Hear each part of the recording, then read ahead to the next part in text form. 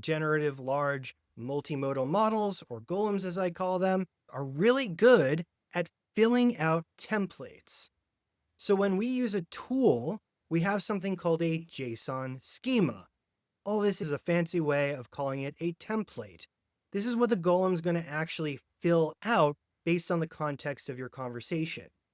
So let's take an example where we can treat this kind of like an ad-libs, but instead of having blank space noun, blank space verb, blank space adjective, we have things like, okay, here's the name of the tool. We'll call it the read tool. We have a description of the tool. So what does this tool do? And then the arguments. Essentially, what are those ad-libs that the golem has to fill out to be able to use this tool?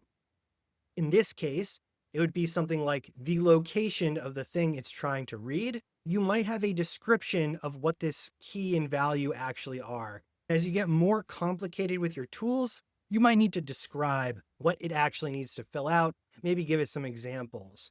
The idea is that all you're asking the LLM to do is look at this schema, this template, and fill out those arguments based on the descriptions that you've provided. That golem has filled this out correctly. It provides the right location of where is this thing it's trying to read located. So you might have some sort of validation that says, okay, yep, it did the right thing. And then it passes that forward to code. So the actual code is going to fulfill the process, but it was waiting for that value to be filled out. So it might follow these steps below. It's going to say, hey, did I receive a location? Second, is the location correct? Does it actually exist? Okay, it exists. Let me read this file.